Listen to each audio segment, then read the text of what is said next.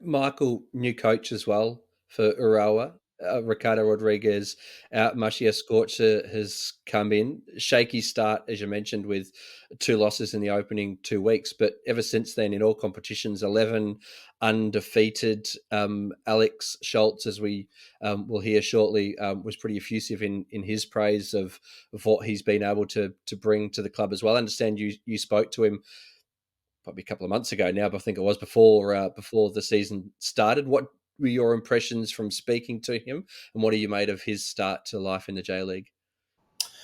He struck me as very humble, um, and also very understanding of the task that lay ahead of him. He was very appreciative of the fact that he was moving to a country he didn't know, that he had never been to, that he'd never really.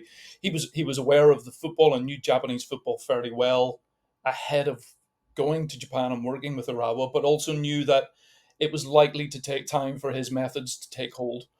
They had a. He felt that they'd had a very good preseason, but obviously those first two results against, I think it was Yokohama F Marinos and against FC Tokyo, were not ideal. But as we've seen since then, as Scott's gone into some detail about the way in which they're playing and the they play with a very high energy. They press a lot from the front, with the exception of Kuroki, of course. And they're a very busy side when they've got the ball. They knock it around very nicely, again as we expect from Japanese teams. But I think, again, as Scott has mentioned, the key, I think, is having those two foreign players playing at the center of the defense and orchestrating a lot of what goes on when the team has the ball. It's a really interesting. They're an interesting team to watch in terms of certainly in comparison to how they played last year. And Skorza is obviously instrumental to that. He's brought his ideas. He's had success back in Poland. He's won multiple Polish league titles. He's had a little bit of experience working in Asian football. He worked at Ittifaq in Saudi Arabia maybe 10 years ago, I think it was, where he took the team into the qualifying rounds of the Champions League and they got knocked out by Esteghlal, if I remember correctly. So he's had a little bit of a flavour of playing in the Champions League, or at least in and around it.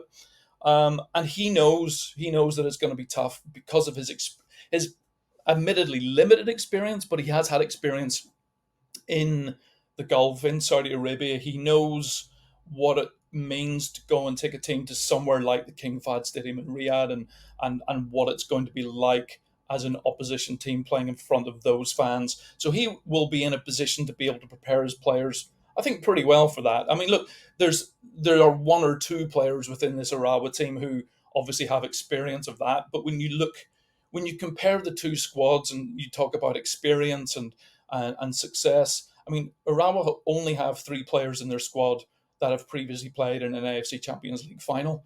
You compare that, to Al Hilal, who, there are three players who have played at four, and they could potentially be playing in a fifth AFC Champions League final in the last 10 years. I mean, it's remarkable. And so Skorza and his experience and his ability to get his message across and keep his players level headed, particularly in that first leg, he'll be crucial.